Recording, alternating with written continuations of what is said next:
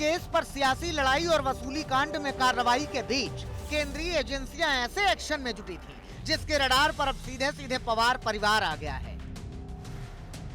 Income tax department ने महाराष्ट्र सरकार के डिप्टी सीएम अजीत पवार के खिलाफ बड़ा एक्शन लिया है और उनसे जुड़ी 1000 करोड़ से ज्यादा की संपत्तियां सीज करने की तैयारी कर ली है। पहले देखिए अजीत पवार और उनके परिवार की सीज की जा रही वो 5 संपत्तियां कौन सी हैं और उनकी कीमत क्या है।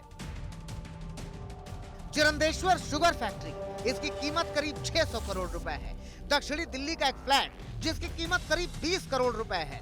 अजीत पवार के बेटे पार्थ पवार का निर्मल ऑफिस जिसकी कीमत करीब 25 करोड़ रुपए है। गोवा में निलय नाम का रिजॉर्ट जो करीब 250 करोड़ का है। महाराष्ट्र में 27 अलग अलग जगहों की जमीन जिसकी कुल कीमत करीब 500 करोड़ रुपए है।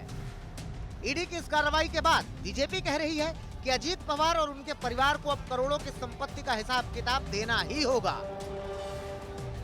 गोवा में रिसोर्ट निलाया, दक्षिण मुंबई में फ्लैट, चिरंदेश्वर शुगर फैक्ट्री और अजीत पवार के माताजी, पत्नी, पुत्र, दोनों बहनें, दामाद के नाम से, मित्रों के नाम से ये सब प्रॉपर्टी है, हिसाब तो देना।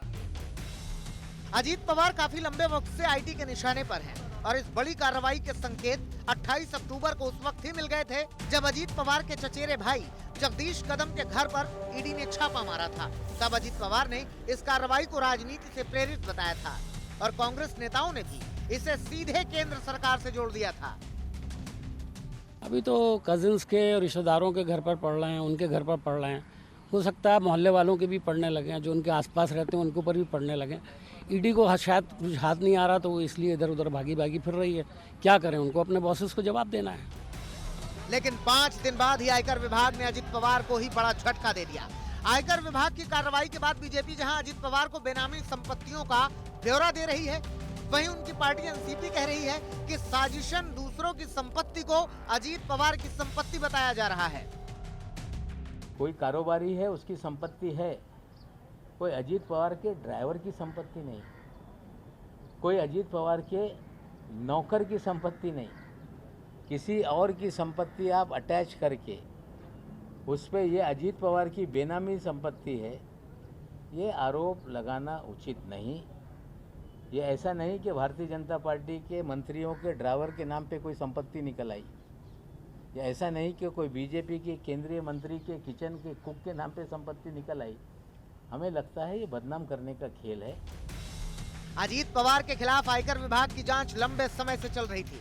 7 अक्टूबर को भी 70 से ज्यादा ठिकानों पर छापेमारी की गई थी।